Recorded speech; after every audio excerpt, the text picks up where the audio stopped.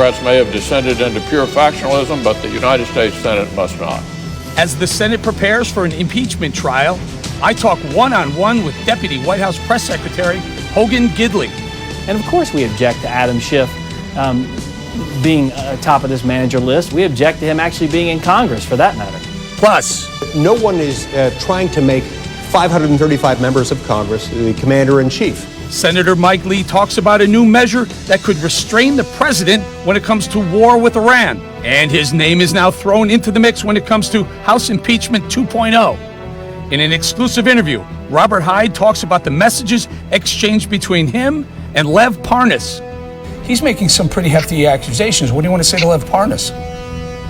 Yeah, I mean, those are pretty heavy accusations. And Full Measure host Sharyl Attkisson discusses what's next as she finds more proof that U.S. officials illegally spied on her. That and so much more, right now on America This Week.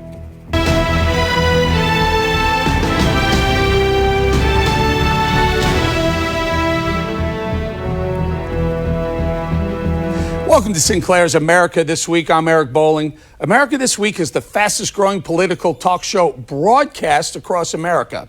We strive to be fair, honest, and unbiased. In essence, America This Week is your night watchman for truth.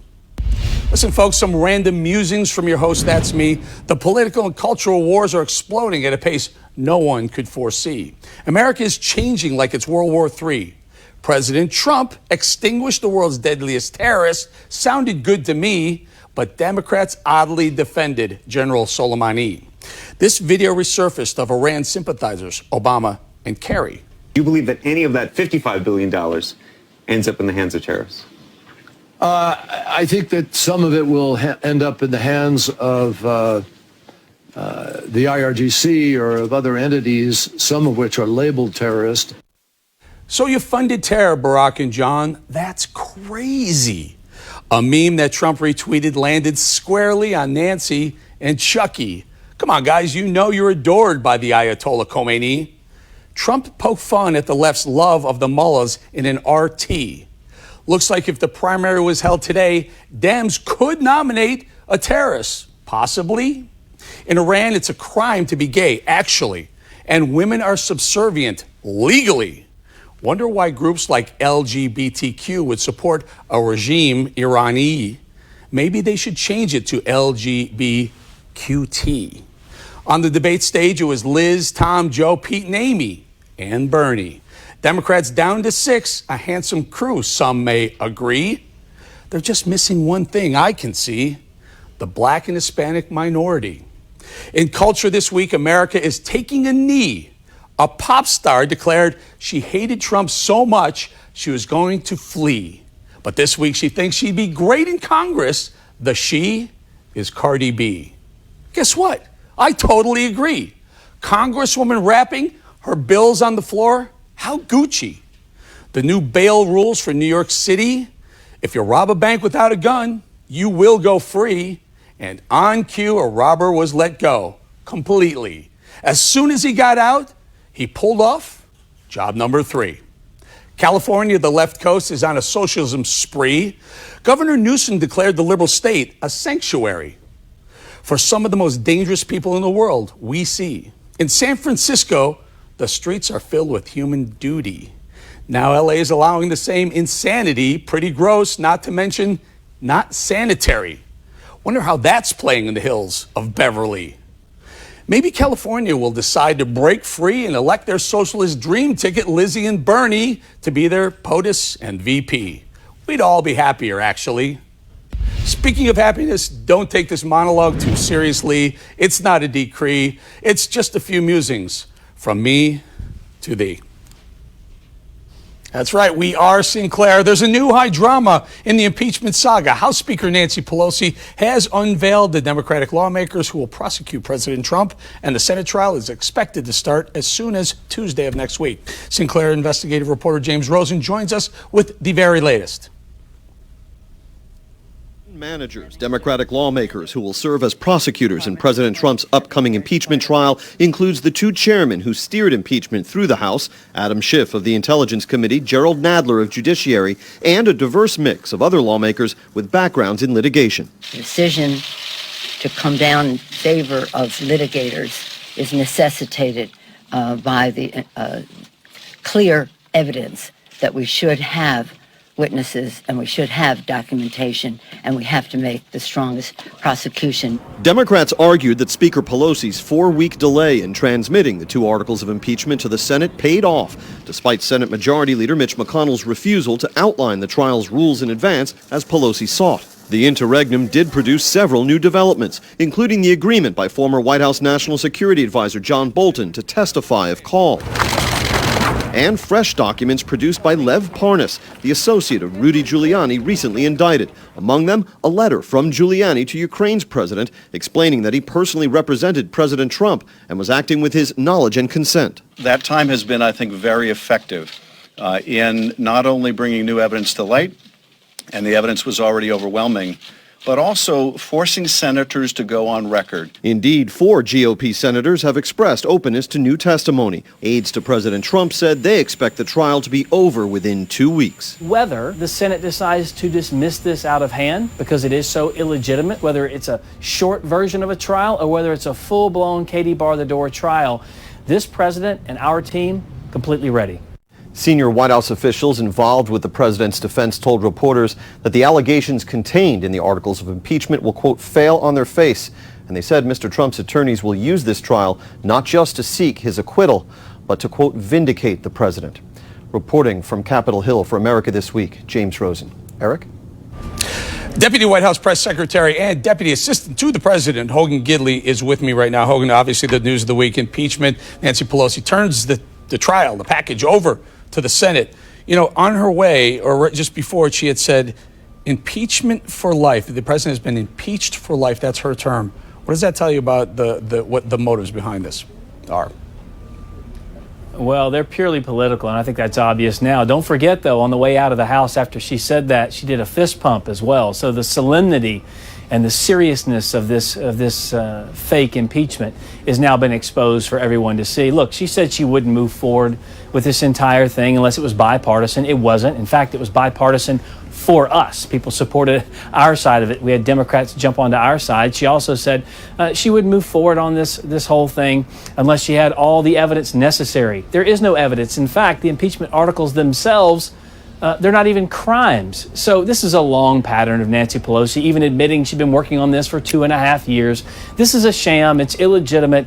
The president knows it. He's done nothing wrong. The American people now know it as well. And no matter how many times the Democrats clutch their pearls and feign solemnity, the American people realize this is for politics, because time after time, Nancy Pelosi puts her own selfish political needs over that of the American people. Let's talk a little bit about the managers that Pelosi chose to basically handle the trial as it goes over to the Senate. You know, it strikes me that Adam Schiff, now, number one, a lot of people on the right, including the president, have a problem with Adam Schiff personally and politically, yes. But also, let's talk about the fact that he chairs the very important House Judiciary Intelligence Committee, House Intelligence Committee. He has intel that many people don't have. Should he chair this?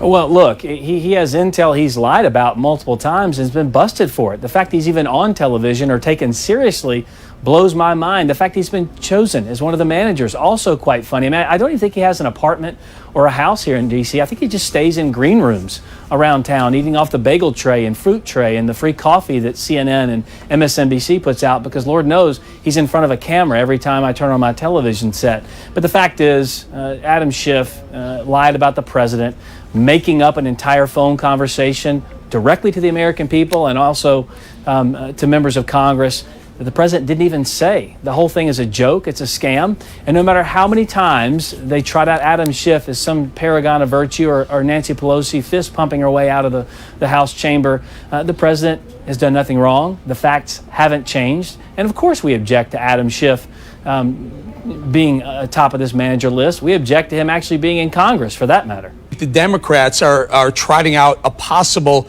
impeachment 2.0 with some new information that they may want to look into, specifically Rudy Giuliani's business dealings with regard to Ukraine. Your thoughts? Look, they can try this as many times as they want to. The underlying facts don't change. The president has done nothing wrong. They tried Russia before. It didn't work. They tried a collusion issue. They tried a cover-up issue. Now they're moving forward with impeachment and a Ukrainian call that was absolutely perfect. Anyone can go out there and read the transcript.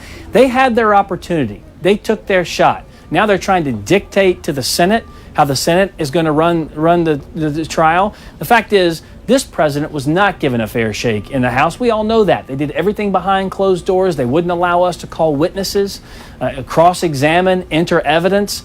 And then they would selectively leak pieces of testimony out to the media to try and damage this president and quite frankly, try to dirty up the process to make him look guilty before he got his day in court. Well, we're moving to that day in court, and the fact is the president will be exonerated, and we will finally get the fair shake that any American citizen would get. The due process that was denied this president, we're about to get it, and we're about to show the world the president has done nothing wrong, and he will be exonerated once and for all. Hogan Gidley, always good to have you on America This Week. And by the way, we have much better food than bagels and chips at CNN and MSC. You got to see the pizza. Well, you and should the have Adam Chinese food Schiff we have on. there Maybe he could sometimes. stay at your green room for a little bit too. You guys can share it. We've offered it. We've asked him. He seems to always be too busy for our show. Hogan Gidley, thank you again for your time. I bet. He's running for Congress as now at the center of the impeachment investigation after the House dropped some new documents allegedly from Lev Parnas. Robert Hyde joins me now. Hyde, you're the man of the hour. I'm watching MSNBC, CNN. Your name is all over the place. Tell us now, Lev Parnas apparently gave some texts over to the Democrats that had your name involved, basically saying that you had eyes on Marie Yovanovitch, the U.S. ambassador to Ukraine, claiming that you were in sort of some way following her. Tell us your side of the story. You meet a bunch of these characters when you're out there in the fundraising and events and supporting candidates. And, we just had some colorful texts, had a few pops way back when I used to drink. And, it's kind of unfortunate that the left had to get their panties in a bunch. So you say the left have their panties in a bunch, Rob, but this is Lev Parnas, who is a close friend of good friend of ours, Rudy Giuliani's. But saying that, quoting you, or you showing a text of you saying we have a person inside. I mean, he's making some pretty hefty accusations. What do you want to say to Lev Parnas? Yeah, those are pretty heavy accusations. It was just colorful. We were playing. I thought we were playing. I didn't know he was so serious. Go ahead. I'm trying to figure this out. Listen. Did you have eyes on Marie Yovanovitch? Absolutely not. Are you kidding me? I'm a little landscaper from Connecticut. Excuse my language. Come on. You know me, Eric. Well, I do. I've known you. I believe I was in Ecuador while we were WhatsApping each other. That's why we were using WhatsApp. I'd like to see the full text come out because there was some real colorful stuff said by Parnas. Obviously, the only thing. Well, like what? And it's sad is because the only thing that offends it's stuff that offends the left. They'd rather be offended by this WhatsApp colorful, out of color. Well, look, Rob. Colorful. Rob. Hold on. Colorful text between Parnas and I. While we're having a few pops, smoking a couple cigars somewhere out in the world, and they'd rather be offended at this than care about the opiate crisis epidemic going on across the country, or they'd rather be offended than support the Iranian protesters. The Democrats literally have taken this, anything to be offended about anything rather than making America great again. Okay, I get that. But Rob, let me ask you this, though. Hoax. Allow me to. We only have a little bit of time left. But here clearly, and you point out, yes, I've known you for a little more than a year. But you clearly, this is clearly where Lev Parnas is now indicted. He's being held. He's trying to cut a deal to get some sort of leniency, and he's saying that you were involved in watching a U.S. ambassador to Ukraine. Where is he getting it? Tell me. What did Lev say to you? I'm not Lev. I barely know the guy. Honestly, Eric, between you and I. We're on TV. This is not you and I. We're on TV. Yeah. So listen. I was told a long time ago that's just who Lev was by a lot of people down in communities throughout this country would pull me aside, have meetings with me, and tell me to stay away from the guy. Honestly, I was never a close associate of Lev Parnas. I like his character, and Do we have a lot of laughs and joke a little bit? Of course, but to try to throw me under a bus somehow, to be some kind of just joking around on WhatsApp is just kind of, I would love to see Adam Schiff's WhatsApp text. Are you kidding me? Well, you referenced... Standard Hotel. Does he have something going on with some kid or something out there? Well, I don't... I mean, honestly... Hold on. You're going down a rabbit hole, Rob. You're going down a rabbit hole. Lev Parnas made a hefty accusation about you. Do you have anything to say about Lev Parnas? Lev Parnas has no credibility. What about Lev Parnas? I mean, why aren't you calling him? Is he not allowed to talk to you? Good point. We'll call Lev right after this call. Yeah, call Lev Parnas. Why are you calling me? I mean, he's hanging out with Adam head. I mean, are you serious? These devs have been attacking me nonstop since I've been going after Johanna Hayes because she's done nothing for this district. She does nothing for the homelessness. She does nothing for the veterans. She cares nothing about America. She'd rather recruit refugees into the cities and pay for all their housing, education, medical, licenses, food, welfare, you name it. It's all free for refugees. But God forbid my American patriots, anybody that's a citizen, has to pay for anything. And now they want to push tolling. She doesn't stand against tolling. I mean, honestly, these Dems, Johanna Hayes, Adam Schiff, Kamala Harris, they all are the worst kind of Americans in this country, leading this country. Zero reputability. I went to Iraq in 2003 with the Marines. Rob? I provided security for intelligence agencies. I've done nothing but support America First agendas. Got it. And the President of the United States. And that's what I'm going to continue to do for the 5th District of Connecticut. And we need to point out that Rob is running for Congress in the 5th District of Connecticut. Rob Hyde, everybody. Thank you, sir. Republican Senator Mike Lee has criticized the airstrike that killed Iran, the top general, and is now a co-sponsor of a resolution in the Senate that says the president must get approval from Congress before taking any military action against Iran. Let's start with Iran, if you don't mind. A lot of other news going on with impeachment. But Senator Lee, you were very heated up. You got very angry after the president and the president's team came to the Senate and briefed you on the attack. What really got to you? Yeah, first of all, I didn't criticize the airstrike itself. What I've said, and what I said hours after the attack occurred, was that the American people are safer as a result of the fact that General Soleimani is no longer with us. What I was concerned about was, first of all, the fact that we didn't get enough detail, as much detail as I think we need to get under those circumstances regarding the killing. More importantly, Eric, and secondly, I was concerned about the fact that there was a dismissive attitude displayed by the briefers about what, if any, point might come at which they would need to get authorization from Congress for what comes next. Authorization for the use of military force in the event of a subsequent military escalation against Iran. Senator, so you want the sitting president, whether it's Trump or the next president, to come to Congress no matter what the action is at any time the military is involved? No, that's not accurate. The President of the United States has inherent authority to act under Article 2 without authorization from Congress if he's addressing an imminent or actual attack on the United States. That's precedent that goes back to the 1790s. It's well established. It's well worn. No one is trying to make 535 members of Congress the commander-in-chief. What we're saying is that to go to war, they do need to go to Congress. That's not controversial. It's not new. Were they suggesting that on that briefing? Because you came out heated. Senator, I'm just trying to figure out, were you upset that they were looking for an absolute blank slate, that we can go wherever we want, whenever we want, no matter how much use of force? Yes, we were given arguments during that briefing suggesting that military action might well occur in which they wouldn't necessarily see the need to come to Congress. When they were given questions, including some that I regarded as softball questions, about whether this or that circumstance might require military authorization for the use of military force by Congress, in many instances the answer was dismissive and it didn't result in a yes when it should have been an easy yes. Okay, so on impeachment, sir, the trial's coming to you on the Senate side. Would you want to see witnesses? Do you want more witnesses?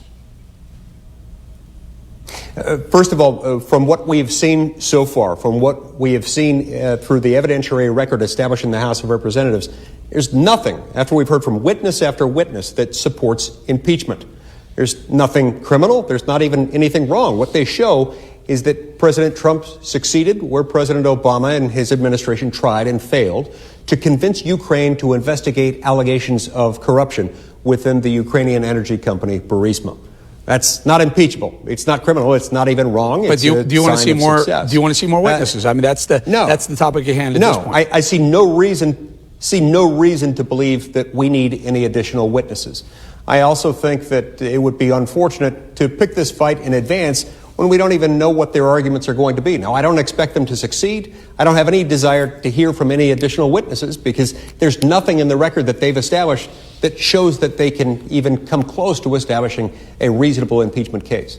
All right, we're going to leave right there. Senator Mike Lee, we really appreciate your time. You are going to be a busy man for the next couple of weeks. We'd love to get you back when we have some of this trial in hindsight. Thank you. Ahead on America This Week, she's the host of Full Measure who says she has new evidence the government was spying on her. Cheryl Atkinson talks about what she's learned from an informant. You don't want to miss this.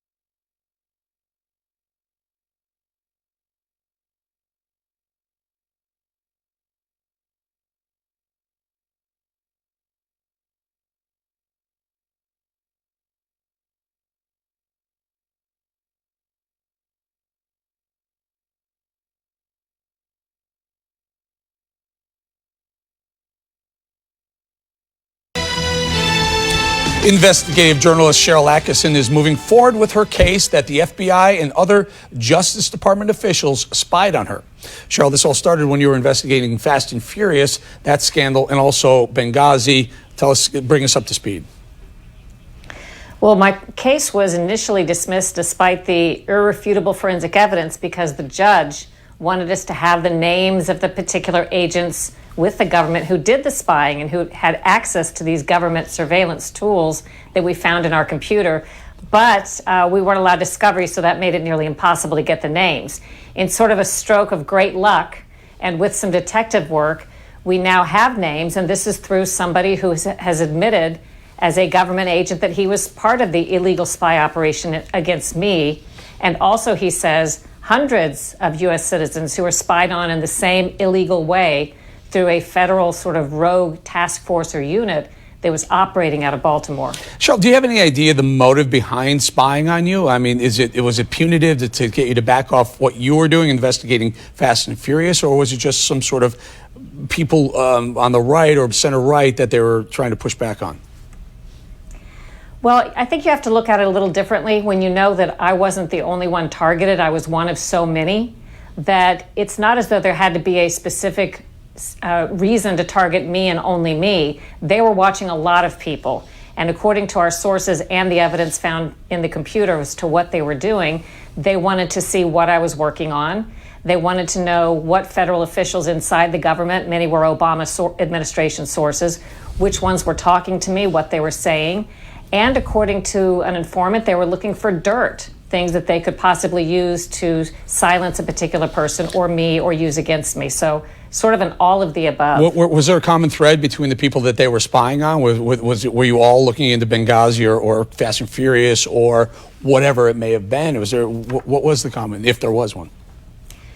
Well, you have to know this went on for a very long period of time in my case, and there were several phases of the surveillance. But the initial phase, which began in March of 2011, that was conducted on me and others, included, according to this source, ATF agents. This is the agency that was involved in the Fast and Furious gun walking. So they knew. In fact, some of my sources said they were being surveilled at the time. They were aware of it. But this has now been confirmed by someone who is involved.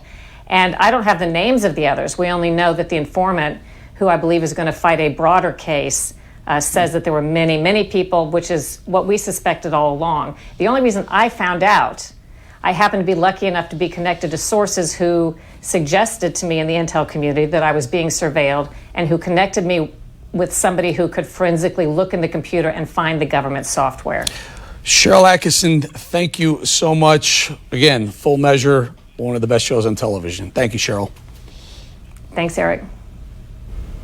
He's the founder of watchdog groups Judicial Watch and Freedom Watch. Larry Klayman is with me. Larry, you're an attorney here. Let's tell us, now that the articles of impeachment are headed over to the Senate side, Mitch McConnell, Lindsey Graham, they got the control, they got the ball. What are they going to do with it?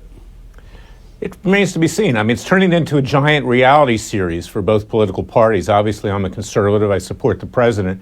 And I hope that Mitch McConnell will take a hard stand and convince the Chief Justice to dismiss this entire matter. Chief Justice Roberts has the power to do that. In fact, that's what would ordinarily occur in a criminal case. You have a preliminary hearing. If there's not enough evidence to bound the case over to trial, it should be dismissed. Short of that, I think Senator Ted Cruz had a good idea. Why don't we do some reciprocity and have Hunter Biden as a witness and John Bolton on either side? I think the Democrats would flee for the exits at that point. You know, I think I've seen that bandied about. Biden, both of Bidens, in fact, on one side and on the other side. If you could talk Bolton to come on board, that would be a fair trade for the Republicans. I think they take that trade. Here's a question, though. John Roberts is the Chief Justice of the Supreme Court. He'll proceed over the proceedings, but the Senate, the senators are the actual jury, and they're making the rules, not like a regular trial. Why would John Roberts want to side with them when they're already making the rules? Because under the Constitution, he is in control. He does preside over it, but he can make rulings. I am concerned about him being the Chief Justice presiding over this case. He does not like the president. We know that. The president, when he criticized the judge in San Francisco, John Tiger, for enjoining his asylum policy, pointed out that the judge was appointed by Obama. That was perfectly legitimate. And the Chief Justice shot back at him, saying that we don't have Obama judges, we don't have Clinton judges, we don't have Bush judges, we're all independent. Well, everybody knows that's not true. And they locked horns on that. So I don't think this Chief Justice, who's proven to be a closet liberal, is exactly in the president's camp. Let's bring up the elephant in the room right here. He was also the deciding vote that allowed Obamacare to go forward. That's right. You know, and in my practice, I enjoined the NSA twice for illegal surveillance. Someone came to me and said, you know, the Chief Justice has been surveilled too, a whistleblower. I wonder whether they had something on the Chief Justice that they used at that time. That could help explain what he did on Obamacare at the 12th hour. So it's really a crapshoot over there, and I trust that the president will be acquitted quickly because this is a dog and pony show. That's all it is. Let's talk a little bit about the managers on the House side. The way it works is Nancy Pelosi appointing managers to basically handle the trial as they send it over to the Senate. And the head of the managers is Representative Adam Schiff from California, who's proven himself to be more than biased, at least in the inquiry leading up to the actual trial. Is this a mistake for the Democrats or Pelosi to appoint Adam Schiff as their lead counsel? Not just Adam Schiff, but also Gerald Nadler, who's extremely partisan. You've got Hakeem Jeffries, a congressman who, you know, really despises Trump because of his policy on immigration from terrorist countries. It's a nightmare in terms of who was appointed, but the American people are going to see very quickly who these people are. And they are not completely copacetic, so to speak, or shall we say kosher, in the way they do things. I'm trying to be nice and diplomatic, but they're going to create a spectacle, and the American people are going to see that, I think it's going to redound to the detriment of the Democrats. All right, Larry Kramer, we're going to bring you back as this thing goes on. It's likely to go on for several more weeks, and we'll have a little bit of hindsight to talk about next time. Larry Kramer, Look forward, Eric. Thank you very much. You're welcome.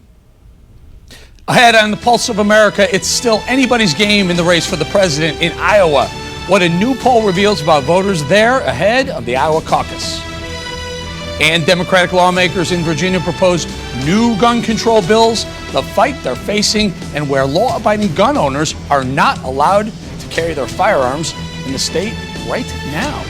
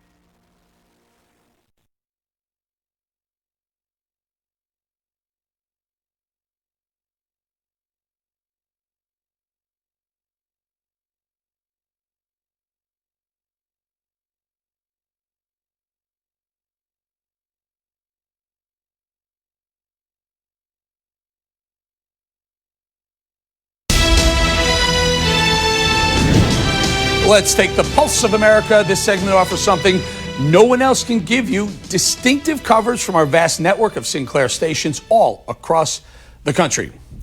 Democratic lawmakers in Virginia are bracing for pushback on proposed gun legislation, and Colorado Senator Michael Bennet, who wasn't on the debate stage, reveals his plans to try and beat Trump in 2020. But first, we're just weeks away from the Iowa caucus. Nick Weig with Sinclair station KGAN looks at a new endorsement just announced for Mayor Pete Buttigieg. 3 weeks from now, the, in some cases, years-long Iowa caucus campaign will finally be over. And with so many candidates within striking distance of a critical win, we are seeing a barnstorm across the Hawkeye state, unlike anything else in recent memory. That Pete Buttigieg is going to be the person who's going to be able to get us back on track and lead this country forward. A major development in the final days of the campaign in Iowa as longtime Congressman Dave Loebsack, who is retiring next year, announced he's backing Pete Buttigieg. I'll go around the country for him. I'll do everything I can to make sure that he becomes our nominee and our next president of the United States, folks. Loebsack is widely respected in Iowa. The longtime Democrat has turned down leadership roles on Capitol Hill, he says, so that he can focus on working for Iowans in his district. Now he's telling voters in those 24 counties that elected him to elect the 37-year-old former mayor. The time has come for us to send the message that the only thing that our great country doesn't have room for is hatred and exclusion. This is our chance. This major endorsement comes after Buttigieg saw a sharp drop in the Iowa poll from the Des Moines Register. Long considered the most accurate poll here in Iowa, it now shows Bernie Sanders with a razor-thin lead. But here's where it gets interesting. Nearly half of expected participants say they could still change their mind. Another 15% haven't made a choice or simply are not sure. That could put more candidates within striking distance than those on the debate stage this week. And more than anything, the most important issue to Iowa Democrats. What are you going to do to help bring Democrats, Republicans, conservative liberals together to actually get things done? Nearly 70% say they want a man or woman who will unite the country when all of this is over. Now, keep in mind that the Democrat caucus here in Iowa operates very differently. Participants will gather at nearly 1,700 precincts across the state. They will make their choice, and if their particular candidate doesn't get 15% support at that site, they have to pick a different one, a viable candidate. And for the first time in Iowa caucus history, we will see the raw vote between that first alignment of voters and the final one. In Cedar Rapids, Iowa, I'm Nick Weig.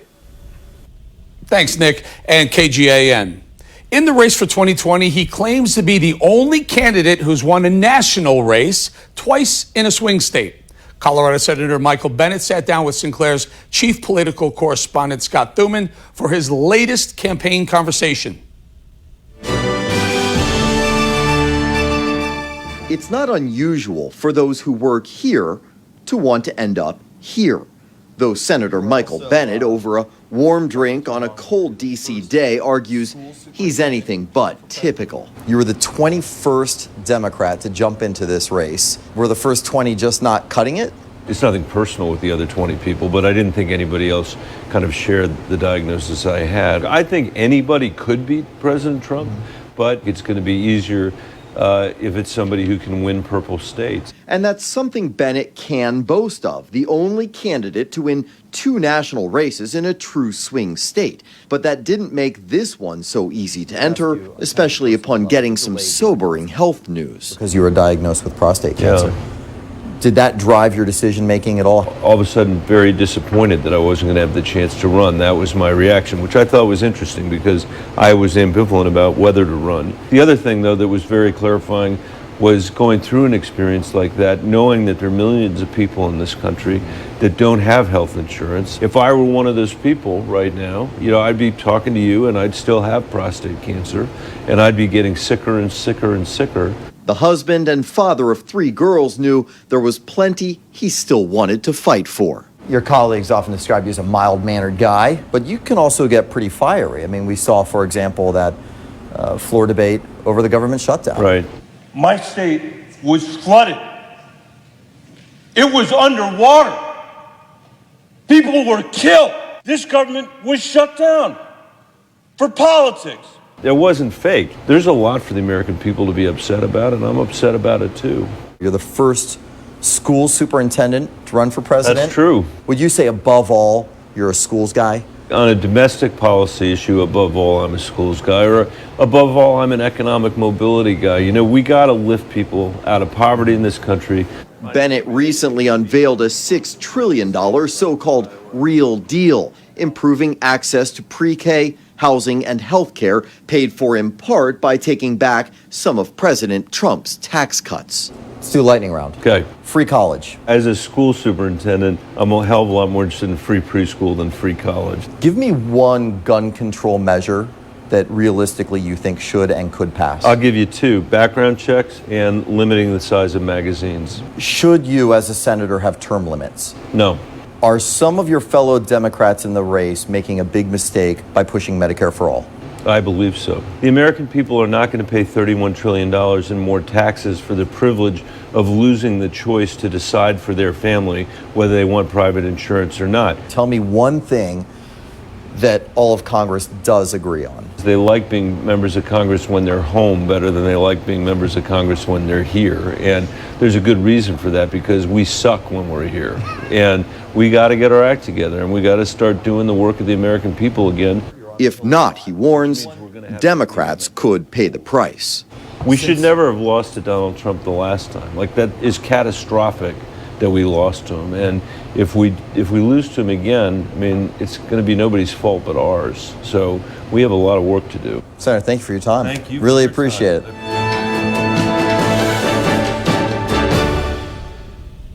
Pro Pro-gun and gun control advocates are expected to turn out in force on January 20th for rallies for and against proposed gun bills in Virginia.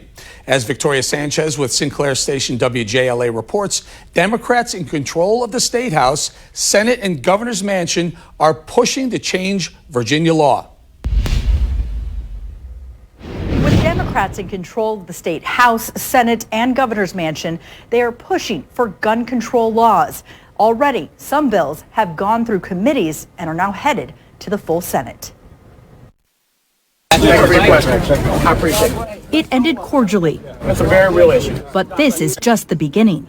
Gun rights activists debated with Virginia's Lieutenant Governor Justin Fairfax outside the Capitol. A brief glance at the fight ahead. What is going on right now is an assault on law-abiding gun owners.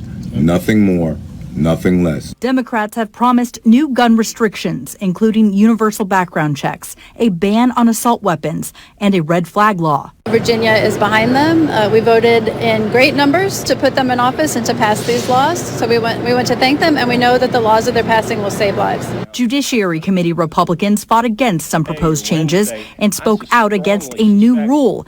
No more guns inside the Capitol building as of Friday. Members on the other side may say that, well, we told you that change in course was coming, and indeed it has. We're just walking away from tradition here. We're less than a week into Virginia's 2020 session, and it's shaping up to be contentious. We want to cut down on the number of illicit guns that are being trafficked up and down the East Coast. We've been through these hoops, and this is a waste of time. We oppose. Thank you.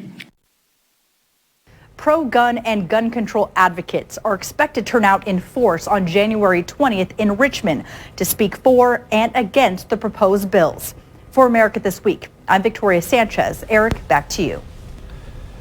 Every week we honor first responders who died in the line of duty, protecting our great country. A Lubbock, Texas police officer and firefighter were killed last weekend while responding to multiple wrecks on an icy interstate.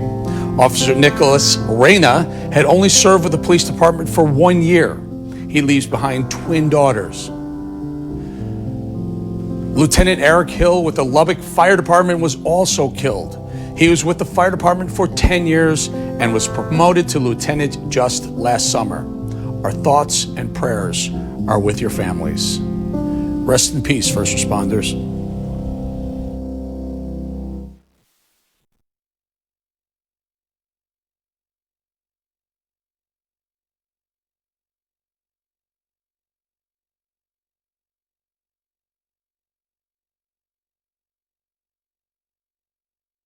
Yeah, right out of the back is right to Sam. This is Rob. Can you hear me? Rob. Liz, may I have my check from you?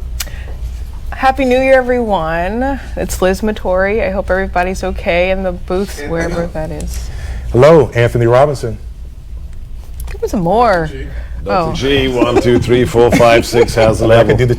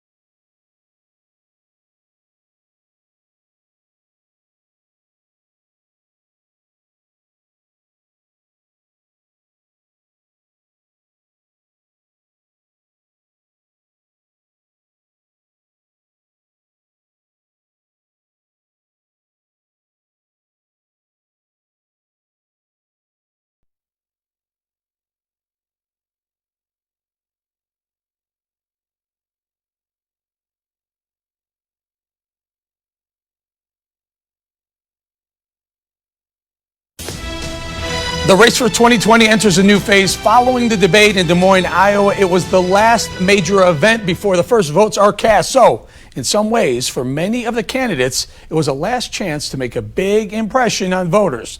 Sinclair's chief political correspondent, Scott Thuman, was at the debate.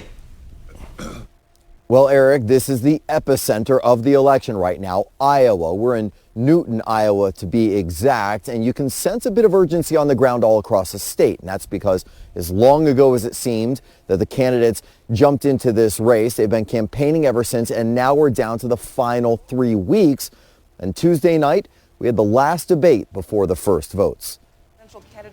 With caucuses now less than 3 weeks away, the tension and jockeying for position was more than obvious. In 2018, you told her that you did not believe that a woman could win the election. Why did you say that?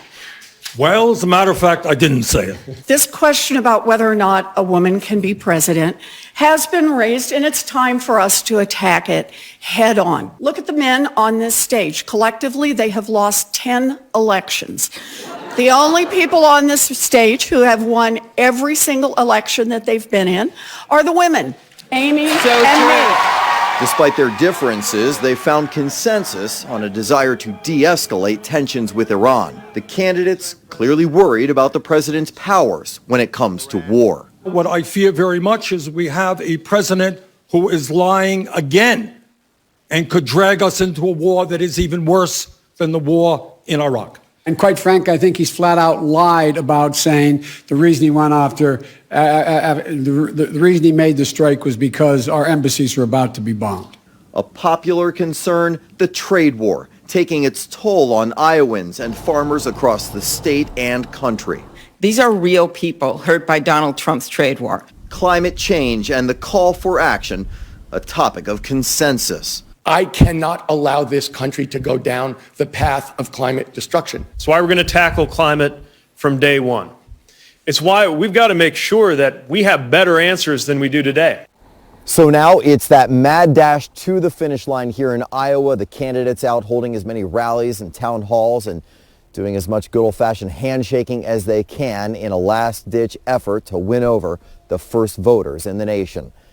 In Iowa, Scott Thuman. Eric, now back to you.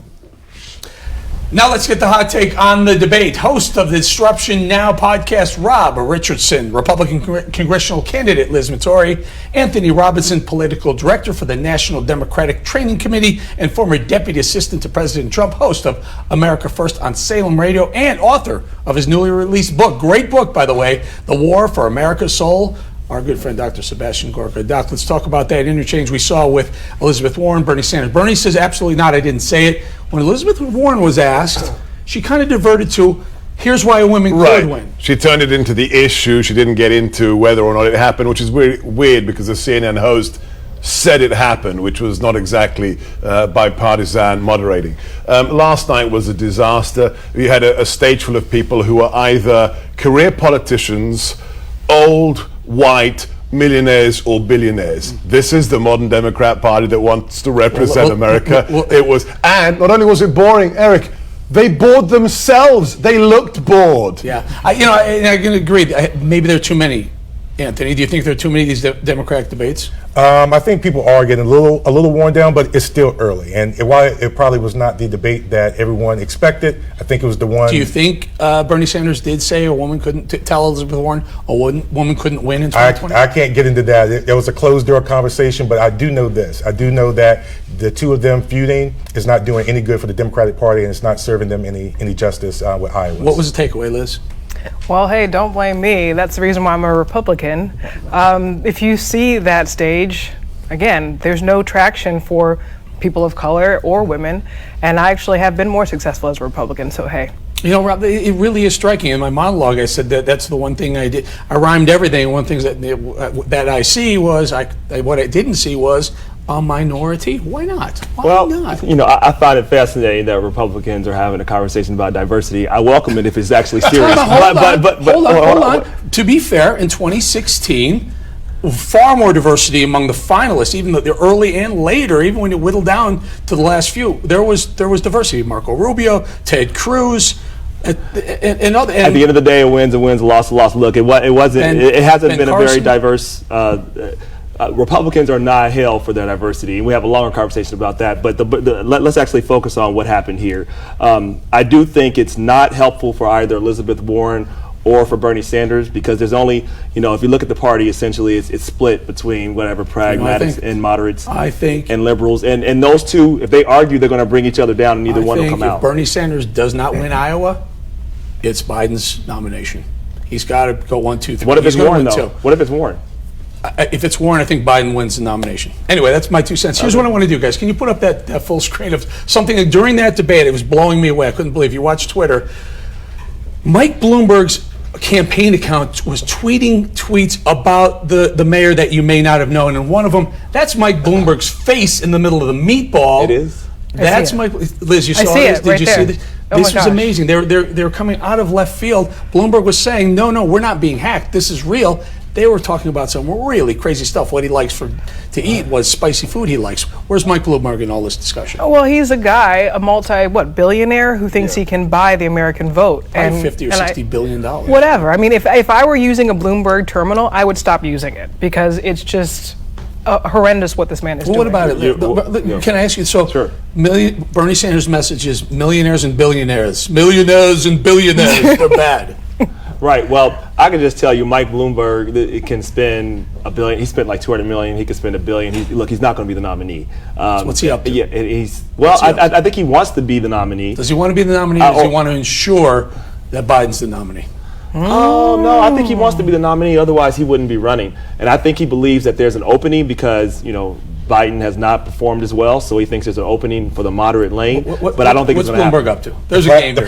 The platform allows for him to do this. So he's just simply going by the platform that allows him the most ability to use his resources. So I can't fault him for that. But in the end though, beating Trump, that's the end result that we're looking for. It's ego and buyer's remorse. This is a man who's already spent $200 million on other Democrat candidates. Now he knows none of them have a chance against Donald Trump. But he said he was going to continue to spend money after he's eliminated. What's the plan? There's something here. He's got someone in mind that he wants to take Trump arrangement syndrome, Eric. It explains a lot of things. I'll tell you who it's not, and you said Elizabeth Warren. You know why it's not? Because Mike Bloomberg has too much money tied up in the stock market. Elizabeth Warren becomes the nominee or president, God forbid, to anyone who's got money in stock. Take 30% off their wealth. That's not true. Drop 30% off their wealth off the top. Listen. Actually, the economy does better under Democrats historically. Not Elizabeth Warren type of last 3 years. Actually, it's closer to FDR, and FDR brought the economy back. So she is looking at an FDR type of approach. FDR actually did bring the economy. I'm simply talking about. I'm just saying. I'm talking about stocks, Rob. I'm talking about stocks. Do better under Democrats. By the way, 55% of Americans have stocks. And stocks do better under Democrats. She's a socialist, guys. She's never. Of course, she's a socialist. When she wants to spend $42 trillion on a nationalized healthcare system, that's socialism. That's not true. That's not socialism. Can I ask you one thing? Does anyone on this panel think it's okay that after you've been taxed to death and you have this bank account, whether it's in stocks or bonds or real estate, Elizabeth Warren thinks it's okay to tax your wealth? Well, here's what's not okay. We're getting wrapped. Oh, sorry. Your eyes going like this. All right, so very, very quickly, we have people not paying taxes of billions of dollars they made, and they're not paying taxes. That's not okay. Close them up. Ahead, the self-proclaimed conservative squad is right here. Stick around.